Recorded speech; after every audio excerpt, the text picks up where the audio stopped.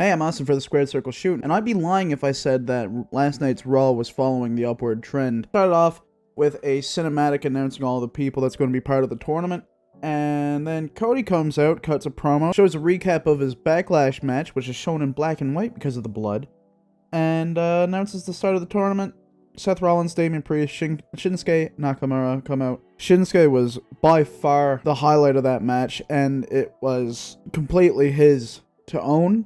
But of course, Seth wins it because Seth is the next champion, as we all know. Seth hits a big frog splash and then a pedigree to win it, and as to be expected, that goes into a backstage segment between Sami Zayn, Kevin Owens, and Imperium, where it just sets up the match at the end of the night. And Kevin Owens is funny, man. Above all else, Kevin is a funny guy. Then it goes into a match with Otis and Mustafa Ali. It's a quick match. It was kind of cringe because it was like a friendly fire interference for Otis, and Mustafa Ali just... Isn't he supposed to be getting buried? I think they need to let my boy Otis win. He's sick. I love him. Then it goes into The Miz versus Finn Balor versus Cody Rhodes, the next match for the tournament. It's basically a glorified handicap match to show off Cody Rhodes. I'm not complaining about that either because it did have a good show with it. The crowd sucked. Like, nobody in the crowd really seemed to enjoy the match or enjoy the show at all, which makes me think maybe they're not coming back there. Cody hits a triple crossroads, and then Brock interrupts the pin. Finn Balor wins, and it's an overall good match, but it seems that Raw is back on the trend of interference endings, which we had a little bit of a palate cleanse for a while.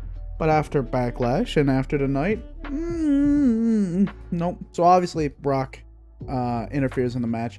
He then does some big old beatdown on Cody, where he then cuts a promo, and he uses Cody's words against him. He says, "What do you want to talk about? You know, I would talk about me. We're going to fight. We want to fight." He calls out a fight. And as he's choking him out there on top of the announce table, the broken announce table, some kid yells out, "Kill him!" I found that pretty funny. Brock makes it a match at Night of Champions where Cody and Brock are going to fight. Then there's a match between Rhea Ripley and Dana Brooke, and nobody could care less about Dana Brooke. She embarrasses herself on her way out to the ring, and it's a squash match that has absolutely no reason to exist but to buy time for the round 2 of the tournament. Ripley keeps beating Dana Brooke down after the match, and then Natalya comes out to help. By that, she just kind of stands there, and Rhea Ripley walks away. Then there's a cinematic of all the NXT call-ups from the draft pick, followed by a Zoe Stark interview, where she doesn't really say anything besides that she's better than everything else, everyone else, and that a lot of the superstars, the divas or whatever, are weird. When given the example of Nikki Cross, sets up their match for tonight, and then Kevin Owens, Sami Zayn versus Imperium happens. It was overall kind of a boring match for a Sami Zayn Kevin Owens match. Usually they're pretty good, but not really much to say. The kick that Sami delivers at the end of the match looked like it took off one of Guten and Tog's heads. I don't remember which one, but ultimately Kevin Owens and Sami Zayn win. Then there's a backstage segment between Sonya Deville and Chelsea Green where they're trying to get a rematch for the titles, trying to get signatures. And then the commentators talk about Guardians of the Galaxy and how Batista was one of the top-selling movies, and they were playing his theme while they were talking about it, which was pretty cool. Then it goes into the match with Nikki Cross and Zoe Stark, where the crowd just does not care.